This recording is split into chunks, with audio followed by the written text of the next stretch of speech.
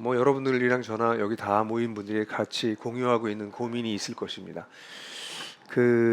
지속적으로 한국 교회는 리더들이 문제를 일으켜서 신문지상에도 나오고 계속 우리 속상하게 하는 일이 계속 나오지 않습니까? 그죠? 그런 얘기 처음부터 해서 죄송해요. 근데 그렇게 신문지상에 나오고 알려진 문제 말고도 그거는 이제 어떤 면에서 빙산의 일각으로 수면 밖으로 나온 거고요. 실제로 교회 안에 들어가 보면 교회 안에는 더 많은 문제들이 있습니다. 그 많은 문제가 대부분 리더십과 관련돼 있어요. 리더들만 좀 똑바로 하면 한국 교회는 잘 될 것 같다 이런 생각이 들지 않으세요? 왜 이렇게 어두워지세요? 왜냐면 여기 있는 사람 다 리더들이니까. 그죠? 우리들만 좀 똑바로 하면 잘 될 것 같다 그런 생각 들지 않으세요? 정말 심각합니다. 좋은 리더가 많지 않아요. 다른 사람에게 좋은 리더가 좀 되라고 얘기하는 거 차치하고 그럼 나는 좋은 리더인가라는 질문도 있긴 합니다.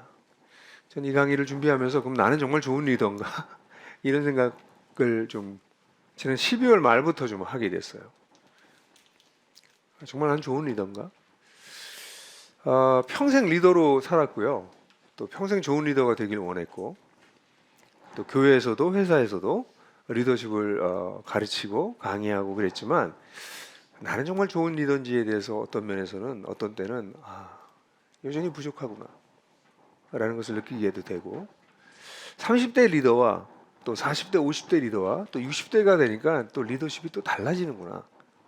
상황이 달라져서 이 리더십이라고 하는 게 한 번 형성되고 끝나는 게 아니라 끊임없이 성장해야 될 영역이구나. 그래서 지금 저는 60대 중반을 넘어서는 지금쯤 저는 리더에 대해서 또 다르게 생각하기 시작하는.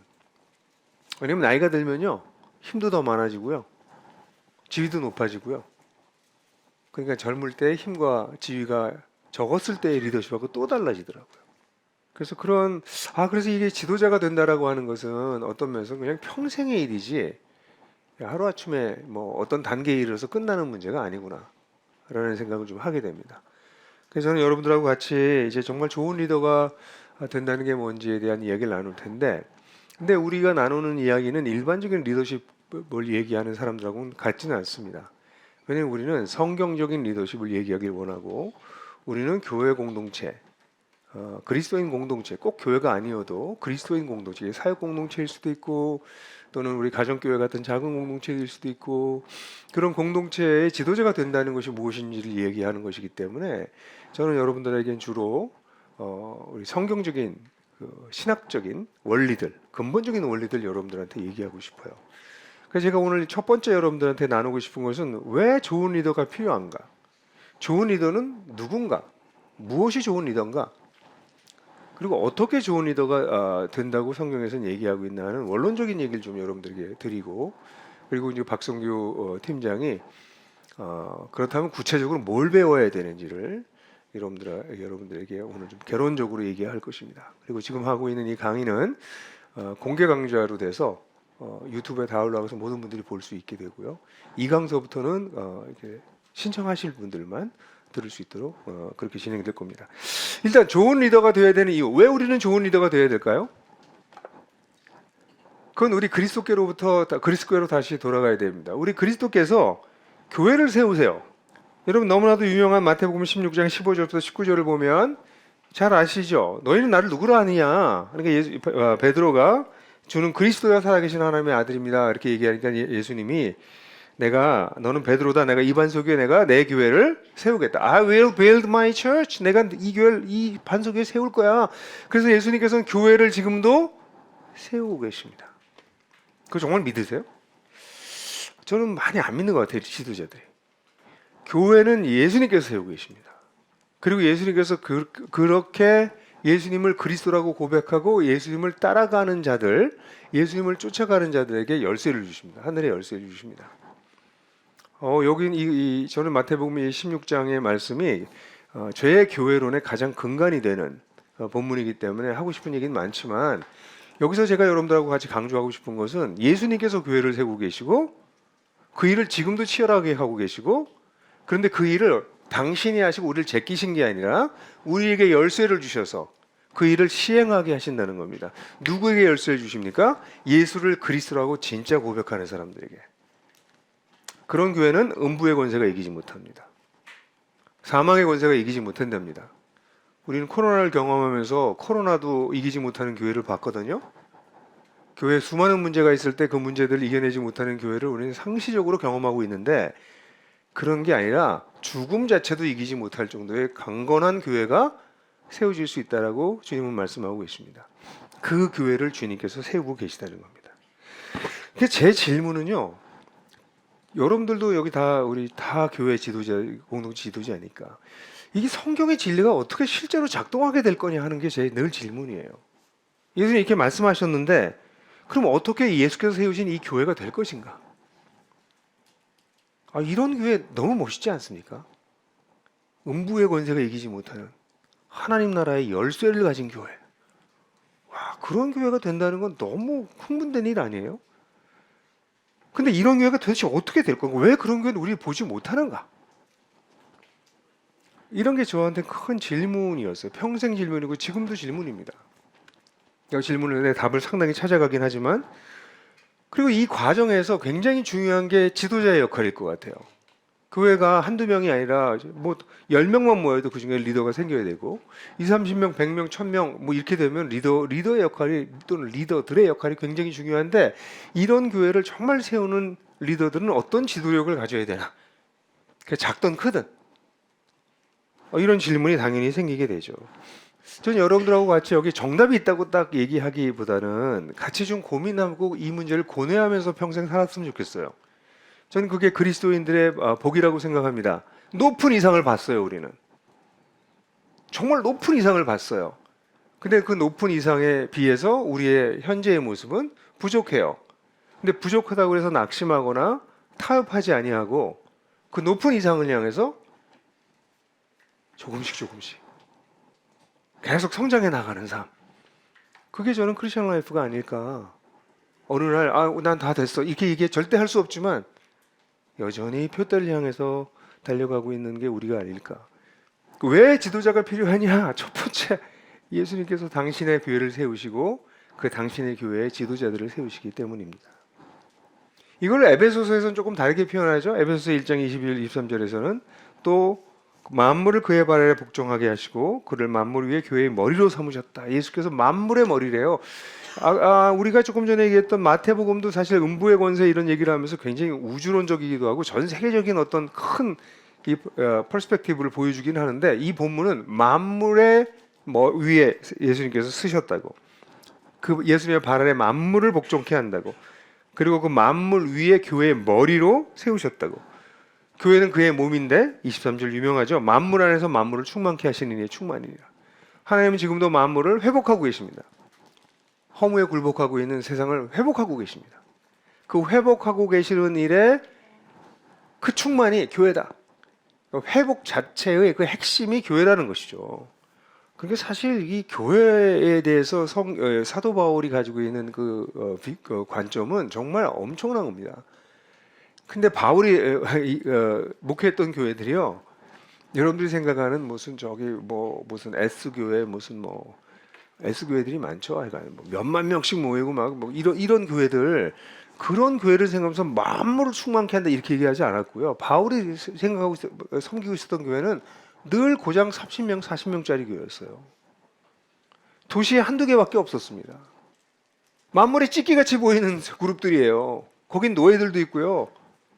당시에 사람 취급당하지 못하는 여자들도 대거 있었고요. 허접한 무리들을 보면서 바울은 높은 이상을 얘기하고 있어요. 만물을 회복하시는, 만물을 충만케 하는 교회다. 여러분, 저는 그런 면에서 하나님께서 우리 미천한 자들을 부르셔서, 부족한 자들을 부르셔서 얼마나 놀라운 일을 하려고 하시는지에 대해서 일단 우리의 눈이 좀 열려야 되겠다, 이런 생각이 듭니다. 우리가 섬기는 교회가 크다 작다 별로 중요하지 않다. 우리의 구성원이 똑똑한 사람, 많이 배운 사람, 돈 가진 사람, 그런 사람 없어도 괜찮다.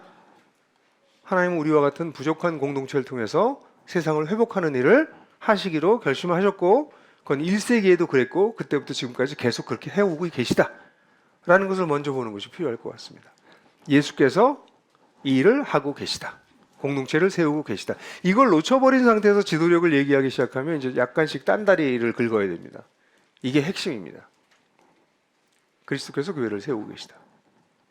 우린 거기에 지도자로서 어떤 면에서 상모습으로 참여하는 것이다. 이렇게 되려면 에베소서에 나와 있는 말씀처럼 에베소 2장 1절부터 11절은 여러분들 우리 하나복에서 공부하고 있는 풍성한 삶의 기초의 가장 기초가 되는 본문이잖아요. 그 본문이 뭡니까? 개인이 어떻게 충만케 되는지를 설명합니다. 개인이 어떻게 회복되는지 설명하는 게 2장 1절부터 10절까지죠. 11절부터 22절까지는 교회 공동체가 어떻게 충만함을 이루게 되는지를 설명해 주는 본문입니다.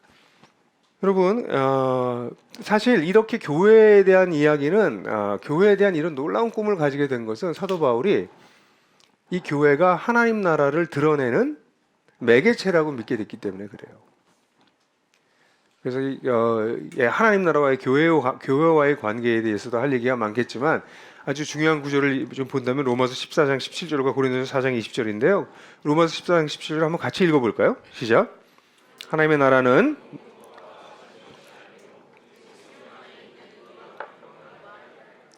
네, 이 말씀이 로마 교회의 그 갈등 상황, 로마 교회의 긴장 관계 속에서 쓰여진 글입니다.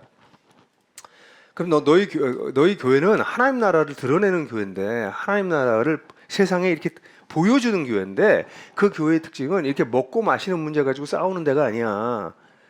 우리는 성령 안에 있는 의는 뭡니까? 올바른 관계입니다. 성령 안에서 하나님과 올바르게 세워진 그런 관계. 그리고 평강, 하나님과 올바른 관계가 이루어지게 되면 하나님과의 평화가 일어나고 성도들 간의 평화가 일어납니다. 평화. 그러니까 올바른 관계가 하나님과의 관계에서 이루어지고 사람들과의 관계에서 이루어지고 그러고 나면 평화가 수직적 평화와 수평적 평화가 일어나게 되면 그 공동체엔 뭐가 생깁니까? 기쁨이 생깁니다. 와, 이거 참 놀라운 일인 것 같아요. 네. 관계가 회복되고 평화가 일어나고 그리고 그 공동체에는 기쁨이 있는 것이죠. 이런 공동체 세우기를 원하시는 겁니다. 하나님께서. 그러니까 바울이 안타까웠던 거예요. 로마 교회를 보면서 로마 교회가 먹고 마시는 일 때문에 인간적인 여러 가지 때문에 갈등이 너무 심해지니까 그런 게 아니야 하나님 나라는 그 얘기를 하고 있는 거죠. 고린도 교회는 또 어떻습니까? 고린도 교회는 또 말들이 많았어요. 뭐 누구 파다 누가 옳다 말이 많았어요. 근데 고린도전서에서 4장 20절에 하나님 나라는 말에 있지 않고 능력에 있다. 그러니까 우리 교회 하나님 나라를 드러내는 교회의 특징은 그 하나님 나라를 드러내는 공동체와 인간이 드러나는 공동체가 있는데 인간이 드러나는 공동체는 먹고 마시는 것과 말에 집중해요. 이거 뭘 얘기합니까? 아주 인간적인 일들이에요. 그러니까 교회가 인간적인 일들로 돌아가고 있어요. 그리고 말이라고 하는 건 인간적인 방법을 뜻하는 것 중 아주 대표적인 거죠. 인간적인 일들과 일반적인 방법으로 돌아가고 있는 것이 인간을 드러내는 공동체입니다. 근데 하나님 나라를 드러내는 공동체는 의와 평강과 희락과 능력이 나타나는 공동체라는 거죠. 그러니까 우리는 이런 공동체를 세우고 싶은 것입니다. 이런 교회를 세우고 싶은 것이에요. 근데 이런 교회는요, 이런 그리스도가 세워진 교회는 여러 팀으로 이루어진 하나의 팀입니다. 이렇게 들여다보면. 그래서 로마서 12장 4절 5절 또 고린도전서 12장 같은 경우에서도 같은 비슷한 말씀이 나오지만 로마서 12장 4절부터 5절을 보면 우리가 한 몸에 많은 지체를 가졌으나 모든 지체가 같은 기능을 가진 것이 아니니 이와 같이 우리 많은 사람이 그리스도 안에서 한 몸이 되어 서로 지체가 되었느니라. 너무나 잘 아는 우리 유기체로서의 교회의 메타포입니다. 그리스도가 머리이시고 우리 모두가 유기체로서 서로 연결되어 있다는 것이죠. 그래서 사실 이 교회라고 하는 것은 유기체입니다. 교회 전체가 여러 유기체적 조직들이 모여서 전체의 하나의 유기체를 이루고 있는 게 교회라고 볼 수 있습니다. 그래서 그런데 이런 유기체적 조직으로서의 교회와 반대적인 모습은 기계적인 조직으로서의 교회가 있을 수 있습니다. 근데 기계적인 조직은 어떻습니까? 유기체적인 조직은 서로 연결되어 있습니다. 기계적인 조직은 가까운 것만 연결되어 있어요. 그리고 기계적인 조직은 한 부분이 깨지면 스톱합니다. 그런데 유기체적 조직은 한 부분이 어려우면 다른 유기체가 돕습니다. 살아있죠. 기계적인 조직은 오래되면 오래될수록 닳고 망가집니다. 유기체 조직은 오래가면 갈수록 건강해지고 근육이 생기고 계속해서 증식합니다. 유기체적 조직은 살아있고 기계적인 조직은 죽어 있습니다. 그러니까 오늘날 그리스도인 교회가 가져야 될 특성은 이런 기계론적 교회가 아니라 유기체적 교회여야 되는데, 우리가 불행하게도 오늘날 우리가 보는 많은 교회가 기계적입니다. 유기체적으로 연결되어 있지 않은 이유는 뭐냐면 각 부분이 팀이 아니에요. 각 부분이 하나의 살아있는 팀이 아니에요. 그러니까 각 팀마다 리더들이 있고 각 팀마다 팀워크가 있어서 그런 팀워크로 이루어진 여러 팀들이 모아져서 하나의 팀을 이루고, 그 하나의 팀이 바로 그리스도의 몸이라고 얘기할 수 있는 게 우리 교회인데, 여러분 그런 걸 꿈꿔보셨어요? 우리 교회는 크든 작든 여러 팀이 막 세포처럼 이렇게 모여가지고 하나의 전체의 몸을 이루고 있다. 그게 교회에 대한 그림인 거예요. 그게 그리스도의 교회, 그리스도께서 세우시려고 하는 교회의 특성입니다. 근데 이런 교회를 세우려면 아주 중요한 원리가 하나 있는데요. 기계론적 조직과 유기적인 조직의 아주 큰 차이가, 기계적인 조직은 컨트롤 이슈가 매우 중요합니다. 누가 컨트롤할 것인가? 어디에서 힘이 들어가는가? 그게 핵심입니다. 그러니까 리더는 힘을 가져야 된다. 그 힘으로 조직을 움직여야 된다. 이게 아주 기본적인 개념입니다. 근데 유기체적 조직은 어떻게 해요? 서로 연결되어서 서로 돕는다예요. 이걸 가장 잘 설명해 준 예수님의 말씀이 마태복음 20장 25절서부터 28절까지의 말씀이죠. 저는 이 마태복음 20장 25절부터 28절이 예수님께서 우리 한국 교회에 주고 싶으신 가장 중요한 교회에 대한 말씀 중에 제가 두 구절 뽑으라면 이거가 그 중에 하나입니다. 그만큼 중요하다고 생각해요. 예수님이 오셔서 한국 교회는 이거 좀 공부해야 돼. 왜냐하면 이 예수님께서 제자들에게 말씀하실 때 이방인의 집권자들이 그들을 임의로 주관하고 그 고관들에게 권세를 부리니 너희가 알거니와 너희 중에는 그렇지 않다. 저는 이 표현을 너무 좋아요. 너희 중에는 그렇지 않다. 세상은 그래. 근데 너희 중에는 그렇지 않아. 그리고 크고자 하는 자는 작아지고 섬겨야 되고 으뜸이 되고자 하는 자는 종이 되어야 된다. 그러면서 말씀하신 게 나야말로 섬김을 받으러 온 게 아니라 섬기러 왔고 내 목숨까지 대속물로 주려고 왔다. 죽기까지 하는 섬김을 하러 왔다. 이렇게 말씀하시잖아요. 여기 굉장히 중요한 단어가 임의로 주관하고와 권세를 부리라고 번역되어 있는데, 이 단어가 이제 헬라어로 보면 카타쿠에이오라는 단어랑 카타 엑소시아조라는 단어입니다. 근데 이 단어가 큐리에이오라고 하는 단어는 주인 노릇하다는 뜻입니다. 주인 노릇한다는 거예요. 그 다음에 엑소시아조라고 하는 것은 권세를 행한다는 거예요. 주인 노릇을, 그러니까 리더 노릇을 하고 그리고 자기에게 주어진 권세를 사용하는 것은 틀린 게 아닙니다. 근데 이 단어에 굉장히 중요한 게 앞에 카타라고 하는 접두사가 붙어 있어요. 접두사가 붙어 있다는 것은 무슨 뜻이냐? 마구, 함부로 그렇게 번역할 수 있습니다. 그래서 저에게 이 번역을 다시 하라고 하면 여기 이거를 임의로 주관하고 권세를 부리고 이렇게 하지 않고 함부로 리드하고 함부로 권세를 부리고. 그러면 우리 그리스도인 공동체는 자기 권세도 없고 리딩도 안 하느냐? 아닙니다. 이거를 거꾸로 보면 그리스도인 공동체, 세상의 공동체는 자기가 가지고 있는 힘과 자기가 가지고 있는 권세를 가지고 그것을 자기 의미로 마구 써요. 자기의 방식대로 써요. 근데 그리스도인 공동체에서의 리더는 그들에게 권위도 있고 그들에게 힘도 주어집니다. 근데 그들의 힘과 권위를 정상적으로 쓰는 거예요. 바르게 쓰는 거예요. 그게 없는 게 아닙니다. 제대로 리더 역할하고 제대로 권세를 사용하는 것. 그게 리더입니다. 이건 다른 패러다임이에요. 그러니까 하나는 자기 중심적인 리더 역할과 또 권위 사용이라면, 성경적인 방법은 하나님께서 주신 방법으로, 하나님께서 가르치신 방법으로 리더가 되고 권위를 사용하는 것을 뜻하는 것이죠. 그래서 저는 이게 좋은 리더가 되어야 하는 이유는 우리 예수님께서 교회를 지금도 세우고 계시고 그 교회가 유기체적 조직으로 만들어져 있고 그 유기체적 조직이 정말 잘 돌아가기 위해서는 거기에 있는 리더들이 자신의 리더십을 제대로 사용할 때, 건강하게 사용할 때 좋은 리더가 생길 것이기 때문에 좋은 리더는 정말 이 시대에 필요합니다. 우린 이걸 배워야 됩니다. 이런 리더가 되는 것을 우리 다 같이 배워야 됩니다. 여기 젊은 분들이 많이 계셔서 너무 기뻐요. 젊을 때부터 배워야 됩니다. 예, 나이 들으면 자꾸 굳어지기 때문에 젊을 때부터 배워야 됩니다. 그렇다고 나이 드신 몇 분들은 너무 절망하지 않으셔도 됩니다. 주님은 늘 특별한 은혜를 주십니다. 자, 그러면 성경적인 좋은 리더는 누굴까?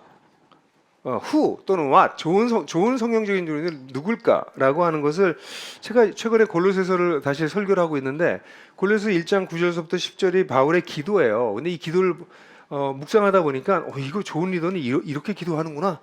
거기서 본문에서 좋은 리더라고 하는 것을 찾아내봤어요. 같이 한번 읽어볼까요? 제가 번역한 번역인데요.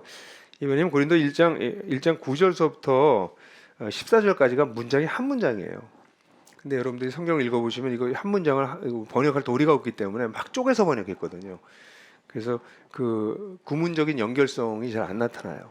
그래서 제가 번역한 거는 좀 그걸 좀 이겨보려고 좀 표현해보려고 한 건데요. 같이 한번 읽어보겠습니다. 그래서 1장 9절부터 10절 시작.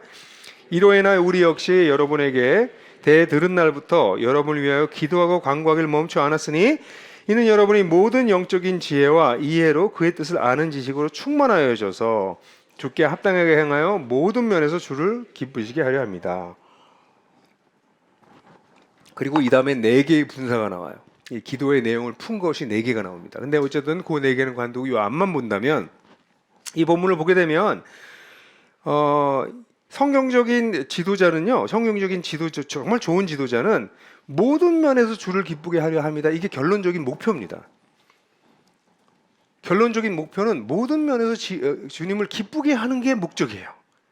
여러분 헬라어를 아시는 분은 에이스라고 하는 전치사 있죠. 뭐뭐를 for 주님을 기쁘게 하기 위해서.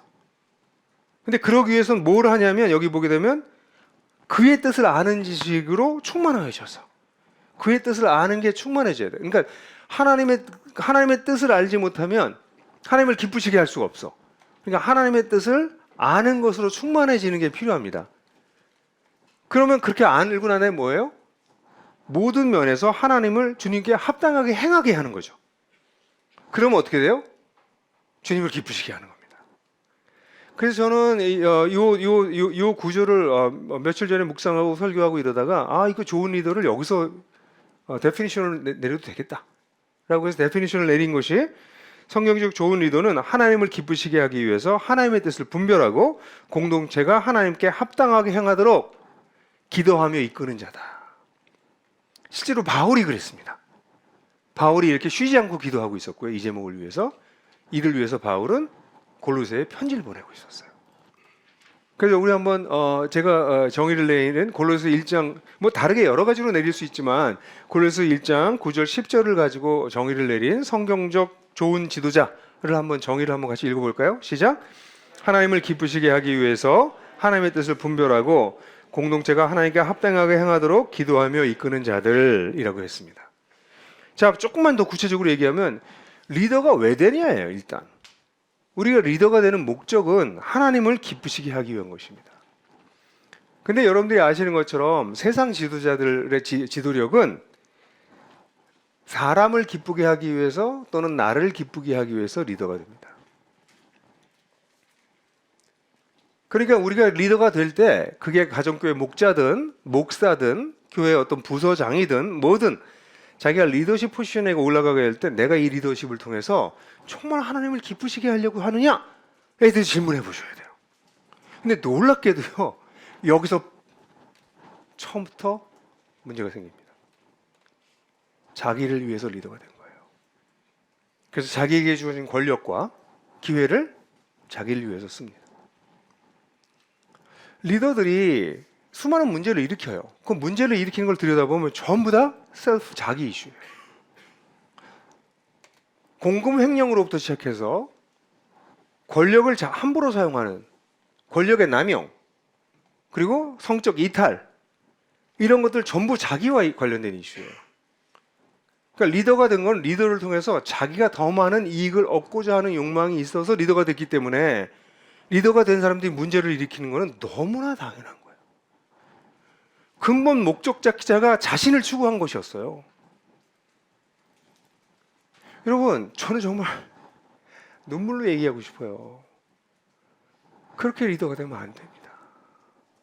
한국 교회는 자기를 위해서 리더가 된 사람이 너무 많아요.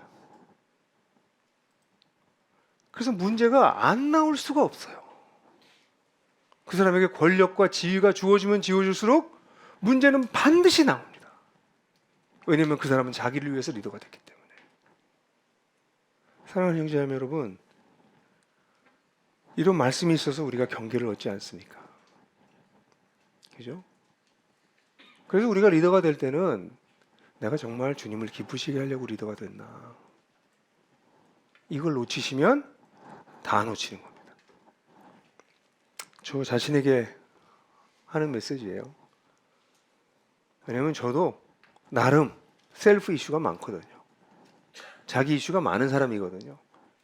근데 난 정말 주님을 위해서 이 일을 하고 있는가? 주님을 기쁘시게 하려고 일을 하는가? 그래서 바울은 이게 너무나 핵심적인 줄 알아서 이걸 딱 전략적으로 기도하고 있는 거예요. 저는 바울에게 정말 감탄해요. 어떻게 이런 글을 쓰지? 어떻게 이런 영성을 가지고 기도하지? 어떻게 이렇게 핵심을 찌르지? 그래서 첫 번째 성경적 좋은 리더의 첫 번째는 그 동기가 목적이 하나님을 기쁘시게 하기 위한 것이에요. 두 번째는 전제 조건이 있는데 하나님을 기쁘시게 하려면 뭐가 돼야 되냐면 그분의 뜻을 알아야 됩니다. 하나님의 뜻을 알지 못한 상태에서 하나님을 기쁘시게 할 수는 없습니다. 그래서 실제로 제가 시간이 없지만 나중에 제가 골로새서 강해를 쓰면 혹시 책이 나오면 보십시오. 아니면 여러분들이 그냥 하나님의 뜻에 대해서 마태복음서부터 시작해서 한번 성경 신약을 한번 찾아보십시오.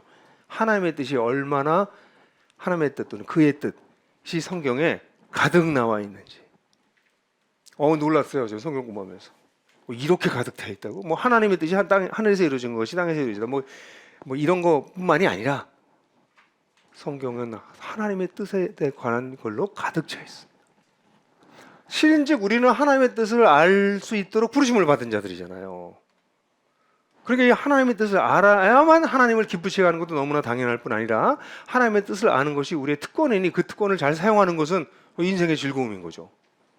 막 헤매고 살 뻔했는데 그분의 뜻을 알게 된 거예요. 근데 여기에 바울이 또 놀랍게도 하나님의 뜻을 아는 지식이 충만해지길 바란다라고 얘기하면서 두 가지를 덧붙이고 있는데 그게 뭐냐면 지혜와 이해입니다.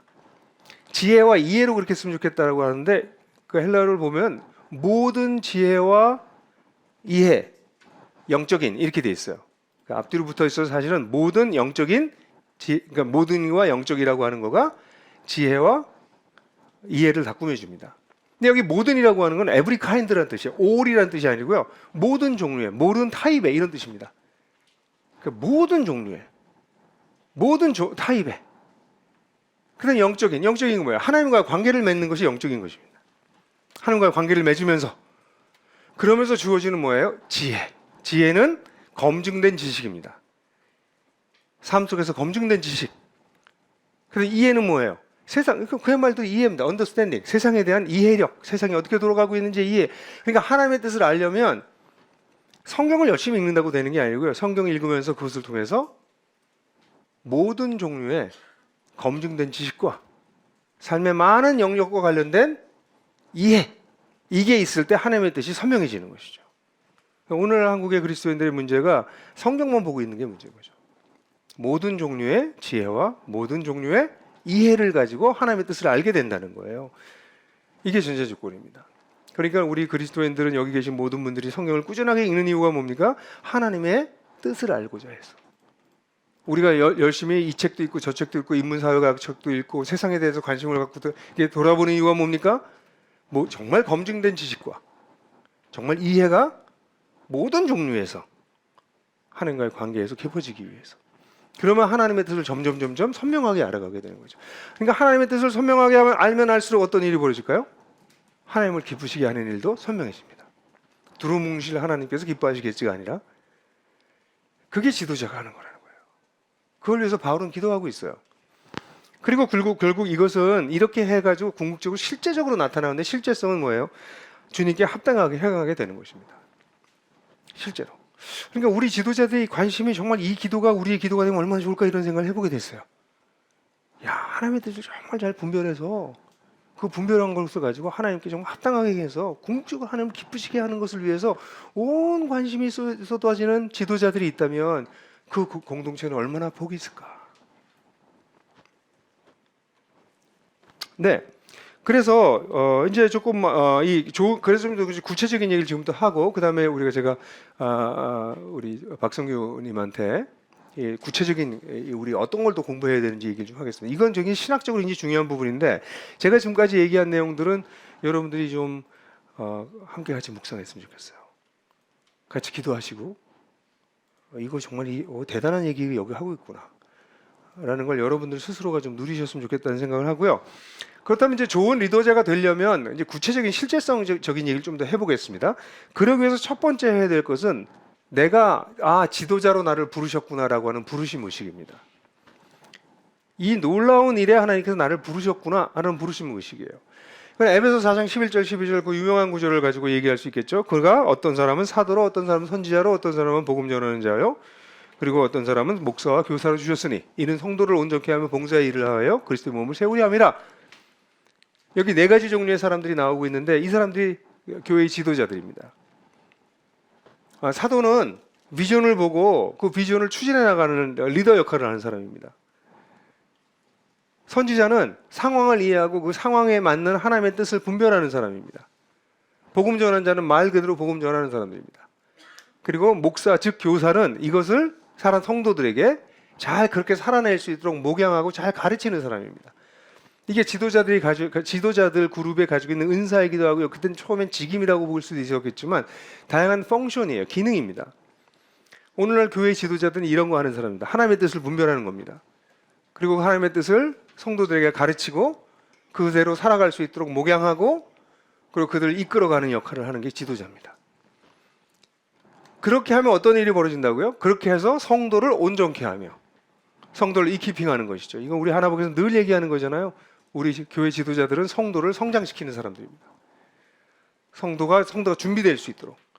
그리고 난 다음에 봉사의 일은 디아코니아, 이건 사역입니다. 성도들이 사역할 수 있도록 도와주는 겁니다. 우리가 제사장 신학으로 얘기하자면 제사장 역량을 가지고 제사장 역할을 할 수 있는 성도들을 키워내는 것이 지도자들이 하는 것입니다. 그렇게 되면 어떻게 된다고요? 만물을 회복하는 그 놀라운 교회가 세워집니다. 그러니까 우리 지도자라고 하는 사람들이 우리 역할이 얼마나 중요한지 보십시오. 우리 지도자들이 제대로 제대로 역할을 하게 되면 성도들이 세워집니다. 성도들을 세워서 성도들이 교회를 세우는 거예요. 교회가 만물을 충만케 합니다.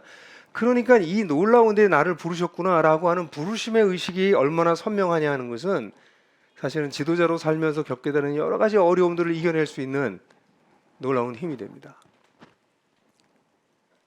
부르심. 나를 여기에 부르셨구나. 내가 성도들을 세워서 성도들이 사역을 해서 궁극적으로는 성도들이 자제사장 역할을 하는 제사장으로 일어나서 그들이 교회를 세우는, 교회가 그래서 만물을 회복하는, 그 일에 어떤 면에서 카탈리스트 같은 주제로 나를 부르셨구나. 그래서 지도자가 된 사람들은 이걸 정말 알면 나를 기쁘게 하려고 했던 우리의 기본적인 인간적인 욕망들이 자꾸 사라지죠. 이런 일에 부르신 주님을 위해서 산다는 게 얼마나 영광스러운가. 나 같은 존재가 밤낮 자기 생각하고 자기 고민만 하고 있고 자기 연민에 빠지고 자기 인정받으려고 그러고 그런 나를 부르셔서 이런 놀라운 일을 시키셨구나. 그래서 저는 여러분들이 우리 여기 계신 모든 분들이 이 부르심의 의식이 얼마나 선명하고 내면화됐느냐 하는 것이 좋은 리더가 될 수 있는 중요한 포인트가 아닐까 그렇게 생각해요. 우리 정말 대단한 일에 부르심을 받았구나. 그러려면 이렇게 되려면 우리 지도자가 먼저 충만함을 경험해야 됩니다. 영적으로 성장해야 돼요. 4장 11절 12절이 끝나고 나면 13절을 보면 뭐라고 나옵니까? 우리가 다 하나님의 아들을 믿는 일과 아는 일이 하나가 되어 온전한 사람을 이루어 그리스도의 장성한 분량을 충만한 데까지 이르리니 우리 모든 사람이 장성하게 성장해야 됩니다. 누가? 특별히 리더들이. 그래서 여러분들 풍성한 삶의 기초에 기본적인 개념도 있잖아요. 여기 혹시 하나복 그 훈련을 다 받지 않고 오셔서 비용도 더 내고 오시고 이런 분들 계실지 모르겠는데 왜 하나복을 꼭 하고 여기서 오셔야 되냐면 이런 기본적인 개념들을 다 공부를 하고 몸에 익숙해져야 되기 때문에 그렇습니다. 근데 그 이 영적인 성장 네 가지 영역에서 하나님과의 관계, 자신과의 관계, 공동체의 관계, 세상과의 관계에서 이게 다 회복이 돼서 이게 성장해 나가는 그리스도로 말미암아 회복되고 이게 성장해 나가는 그 네 가지 영역에서 균형 있게 성장하는 것이 필요합니다. 그러니까 영적인 오늘날의 교회의 문제는 영적인 지도자들이 균형 있게 성장하지 않은 상태에서 다른 사람들을 돕기 때문에 그래요. 그럼 본인들이 성장하지 못하는 것이 그대로 이어져서 자기를 따라오는 사람들도 그렇게 불균형한 상태로 교회 생활을 하게 됩니다. 근데 교회 전체가 불균형하게 성장한 사람들이 모여서 교회 생활을 하다 보니 그렇지 않아도 인간적인 문제로 부딪힐 수밖에 없는 사람들이 이젠 울퉁불퉁 마구 부딪히는 거죠. 그래서 이 좋은 리더는 먼저 자기가 성장해야 됩니다. 자신이 부르심의 의식이 선명하고 내가 충만함을 경험해야 됩니다. 내가 균형 있게 성장해야 됩니다. 그게 가장 중요해요. 저는 교회를 많이 컨설팅 하잖아요. 교회를 많이 들여다보잖아요. 그 큰 교회도 보고 아주 작은 가정교회도 봐요. 근데 모든 교회가 사이즈가 작건 크건 상관없이 그 교회는 그 교회의 지도자들의 역량만큼만 커요. 사람들은 뭐 교회 상황이 그렇고 뭐 멤버가 어쩌고 상황이 뭐 그 여건이 안 좋고 그런 얘기들을 하시거든요. 다 그 얘기해요. 근데 아니에요. 똑같은 여건인데도 어디는 교회가 사랑이라 화평, 아까 얘기했던 의와 평강과 기쁨, 능력이 있고요. 어딘 그게 없어요. 그게 리더들의 성숙도. 그러니까 리더들이 정말 얼마나 부르심의 의식이 있고 얼마나 균형 있게 성장했는가, 그게 거의 모든 공동체의 운명을 좌우합니다. 그러니까 이제 어떻게 이렇게 보면 어떤 목사님을 보면 와, 저 교회 성도들은 복 받았다. 저런 리더를 가지고 있으니 복 받았다. 그런 생각이 들고 어떤 데를 보면 안타깝다. 이런 생각이 들기도 하는 거예요. 근데 어쩔 수가 없어요. 그러니까 여기 계신 모든 리더들이 이제 리더십에 대한 우리가 많은 걸 배울 텐데 리더십에 대해서 배워서 기술 굉장히 구체적인 걸 배울 겁니다, 여러분. 놀라울 정도로 구체적인 것들을 배우실 텐데 그런 구체적인 것이 기술로 전락할 수도 있고 그게 사랑이 흘러가는 통로가 될 수도 있어요. 이거는 어디에 달렸냐면 본인의 성숙과 관련되어 있습니다. 그래서 꼭 이런 것 같아요. 우리의 개인적인 이 부르심에 대한 선명한 이해와 우리의 성숙은 일종의 낙차를 결정합니다. 이제 동일한 여러분들이 이야기를 듣고 동일한 툴을 배우시게 될 거예요. 동일한 기술과 동일한 방법과 도구를 사용해도 어떤 사람은 낙차가 높아요. 왜냐하면 본인이 성숙하고 부르심이 선명하니까. 그럼 낙차가 높은 거예요. 그럼 영향력이 큰 거죠. 근데 어떤 사람은 그 부분이 부족하면 아직 성숙이 덜 돼 있으면 낙차폭이 낮은 거예요. 그건 어쩔 수 없는 거죠. 그건 뭐 자연적인 원칙 법칙이랑 거의 맞습니다. 그래서 사실은 지도자가 되는 게 행복한 일입니다. 왜 내 사역엔 열매가 안 생기지? 나에게 문제가 있구나. 그래서 본인이 성장할 수 있거든요. 자, 마지막으로 그래서 이 두 가지 굉장히 중요합니다. 그리고 이제 우리 이 공동체를 형성하는데 한 가지 더 알아야 될 것은 좋은 지도자가 되려면 공동체라고 하는 것이 팀이라고 하는 것이 그렇게 쉽게 형성되지 않고 이와 같이 일종의 FSNP 모델이라고 부르는데요. 이런 공동체가 형성될 때 이와 같이 형성돼요. 처음에는 형성돼요. 형성되는 형성기가 있고요. 그 다음에 이렇게 혼란을 겪습니다. 혼란기를 겪다가 그 다음에 이것이 이 규범이 돼요. 규범이 만들어집니다. 규범. 우리 이렇게 하는 게 잘 맞는구나. 그리고 난 다음에 이 규범기가 되고 난 다음에서야 퍼포밍이 일어나요. 열매가 맺혀집니다. 우리가 가정교회 얘기할 때 처음에 뭐 교제하다가 이제 혐오기가 온다 뭐 이런 얘기 하는데 여기 혼란기가 그 혐오기의 일종에 해당할 수도 있어요. 그래서 모든 공동체는 이 과정을 겪어요.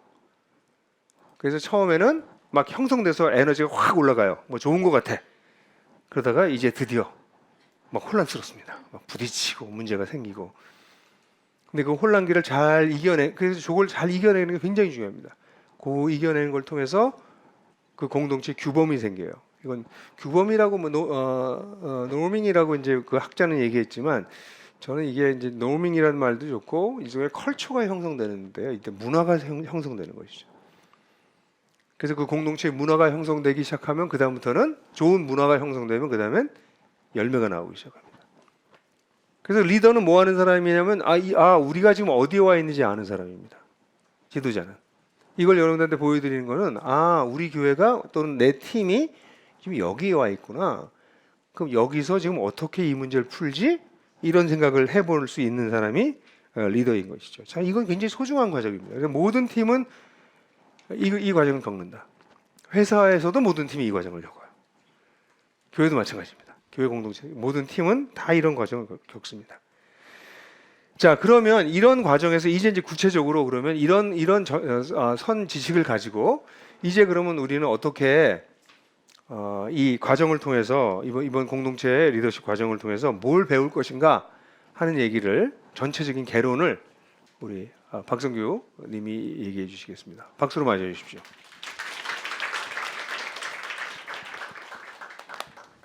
네, 안녕하세요. 박성규라고 합니다. 네, 저는 이 자리에서 강의를 굉장히 많이 했는데 이렇게 요런 배열은 처음인 것 같아요. 이렇게 많이 와주셔서 제가 기쁘기도 한데 조금 떨리기도 합니다. 제가 회사에서 하던 얘기를 이렇게 하는 게 어떤 도움이 될까 이런 고민도 많고 또 지금 이제 목사님이랑 저랑 이제 작년부터 이 과정을 만들자라고 얘기하면서 어떤 내용을 다뤄야 되나 하면서 굉장히 많이 고민했어요. 그런데 사실 회사에서 다루는 내용이 훨씬 더 많거든요. 이것보다 훨씬 더 많고 그 내용 중에서 어떤 거를 전달드려야지 도움이 될까 되게 많이 고민을 했는데 그리고 시간도 짧게 주셨어요. 왜냐하면 이제 한 개념을 설명하는데 저희는 이제 한 강의가 한 3시간 가까이 되는데 이거를 한 절반의 절반 한 20분 30분 만에 제가 설명을 해야 되니까 이거는 제 능력으로 할 수는 없겠다라는 생각이 들더라고요. 그래서 성령님의 도우심을 구하고 여러분들의 인사이트를 좀 요청드리고 제가 설명을 드릴 때 이렇게 이해가 안 되지? 그거보다 배울 수 있는 것들을 가져가시면 좋을 것 같습니다. 그래서 제가 이제 다뤄야 될 내용들을 좀 정리 드릴 텐데요. 2강부터 8강까지 제가 좀 설명을 드리겠습니다. 간단하게. 그래서 2강은 지도자의 행동 변화 전략인데 저희가 셀프 리더십에서 이 개념을 가져왔어요. 셀프 리더십을 저희가 정의할 때 원하는 목표를 현재 상황에서 효과적으로 효율적으로 달성하는 방법이라고 저희가 정의를 내리고 목표를 어떻게 잡는지 현재를 어떻게 분석하는지 메타인지에 대한 거 그리고 효율적인 방법 이건 우선순위와 시간 관리 이런 게 됐고 효과적인 방법론 이런 것들을 배워가는데 그 중에서도 가장 한 가지를 저희 설명드리면 어느 게 좋을까 했는데 그거는 원하는 내가 행동을 어떻게 만들어낼 것인가 이거는 이제 우리 공동체 전체를 바꾸는 것이 아니라 지도자인 혹은 리더인 나의 행동을 어떻게 바꿀 것인가 거기에 좀 초점을 맞춰서 하는 겁니다. 그래서 예를 들면 이런 겁니다. 내가 만약 매일 1시간씩 기도하는 습관을 갖는다면 내가 매일 1시간씩 성경 공부를 할 수 있다면 그다음에 내가 매일 30페이지 책을 읽는다면 내가 매일 1시간씩 운동을 할 수 있는 능력이 있다면 내 삶이 어떻게 바뀔까? 이런 습관들, 이런 것들을 어떻게 내가 만들 수 있는가에 대한 내용을 2강에 담았습니다. 2강에 오늘 1강, 2강 하니까 2강 때 이 내용들을 다룰 겁니다. 그리고 3강은 공동체 리더십 개관인데 좋은 공동체는 어떻게 만들어지는가에 대한 내용을 다룰 겁니다. 그리고 내가 속한 공동체는 어떻게 시작됐고 현재 어떤 상태에 있는지를 좀 파악하시면서 아까 말씀드렸던 FSMF 모델을 좀 더 설명드릴 건데 저희가 이게 좋은 공동체, 좋은 팀들이 이 그래프를 그리거든요. 사실 안 좋은 공동체나 팀은 이 혼란기에서 규범기로 못 넘어가고 이렇게 쭉 갑니다. 그리고 어느 순간 사라지거나 꼬꾸라지겠죠.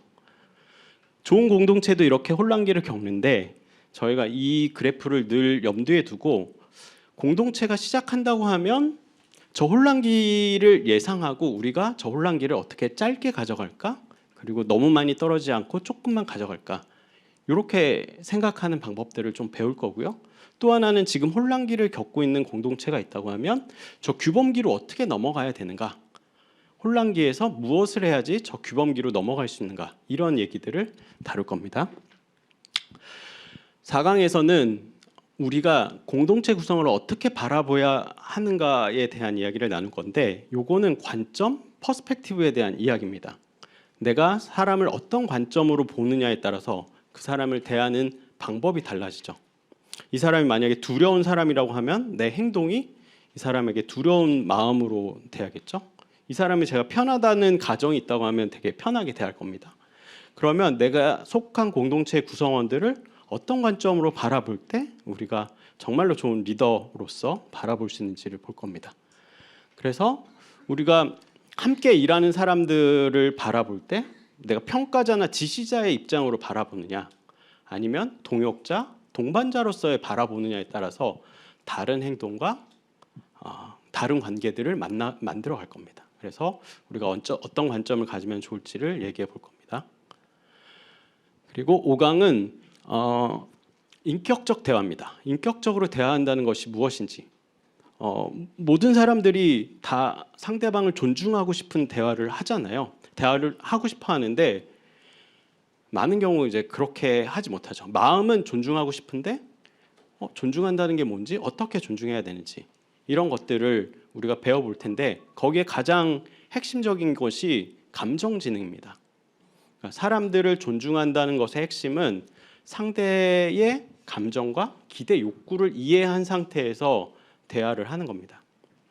이어지는 공감적 경청도 사실 그 맥락 속에 있는데, 그 전에 우리가 알아야 될 게 이제 감정에 대한 건데, 이게 이제 감정에 대한 가장 유명한 메타포 중에 하나인데요. 저 기수가 이성이고 코끼리가 감정입니다.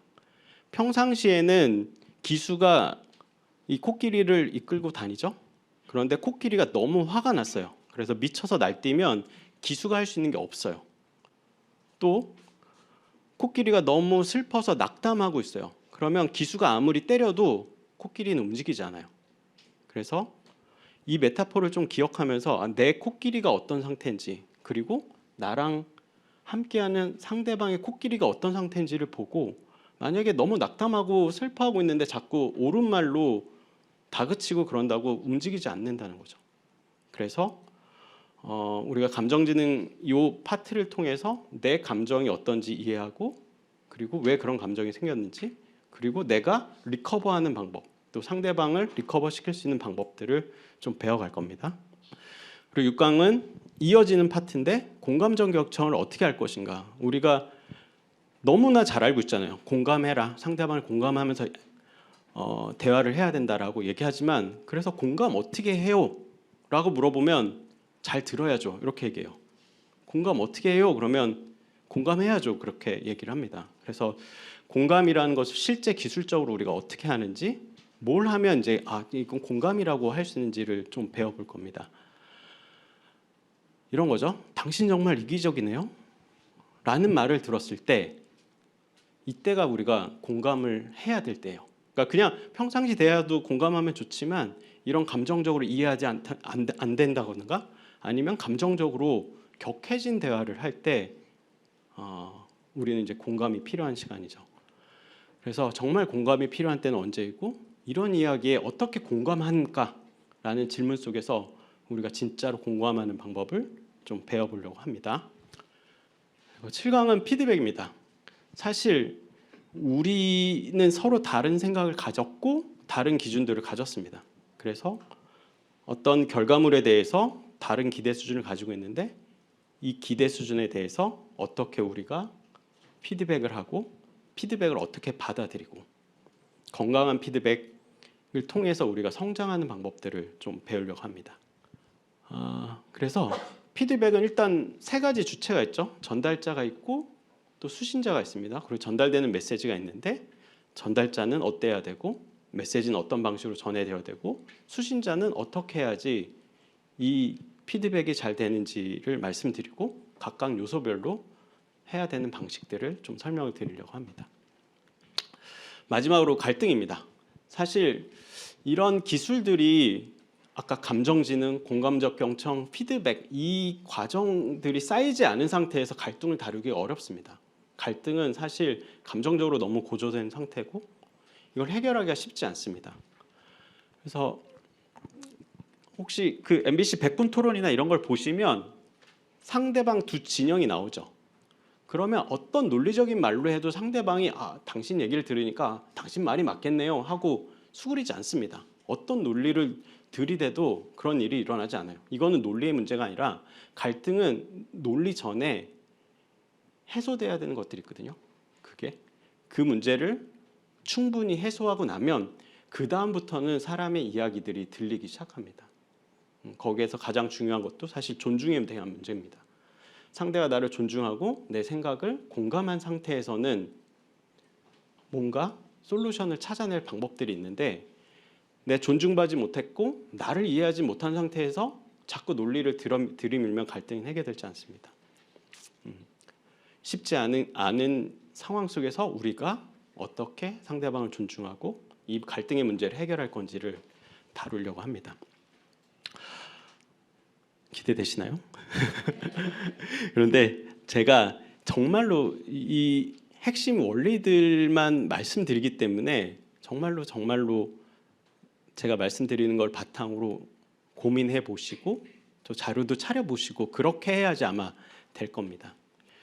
그리고 나면 저희가 이제 공동체의 기본 원리를 다룬 다음에 공동체의 심화 원리가 있습니다.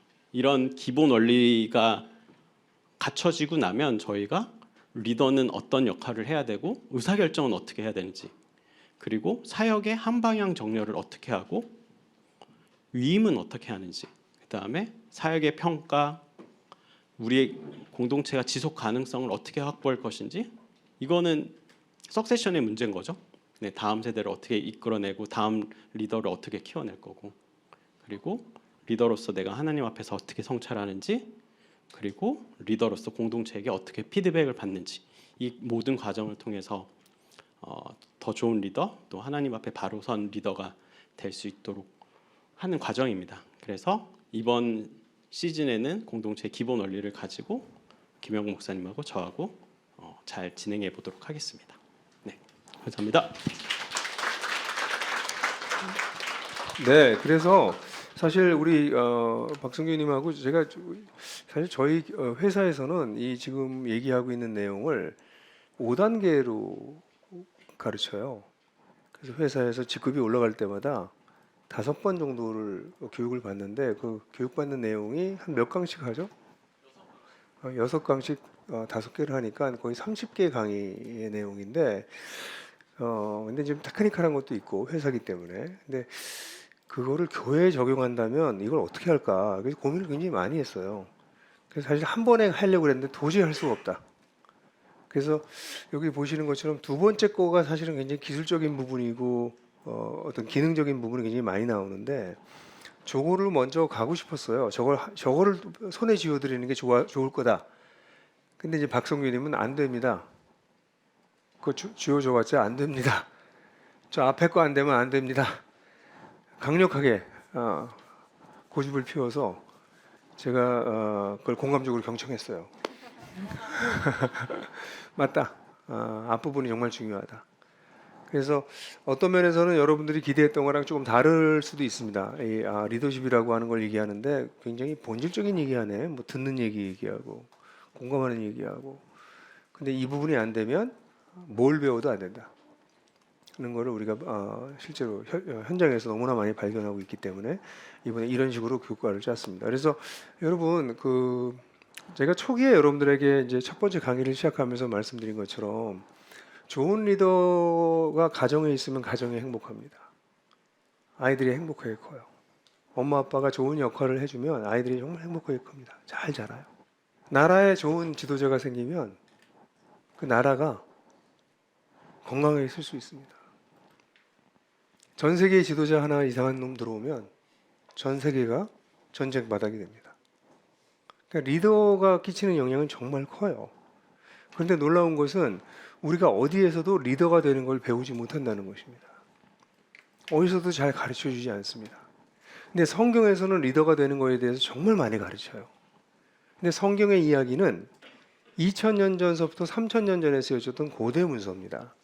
그래서 거기서는 정말 진주 같은 정말 보물 같은 원리들을 찾을 수 있는데 그럼 그 원리를 이 복잡한 현대 사회에 어떻게 적용할 거냐 하는 면은 사실 성경에서 얘기하고 있지는 않아요.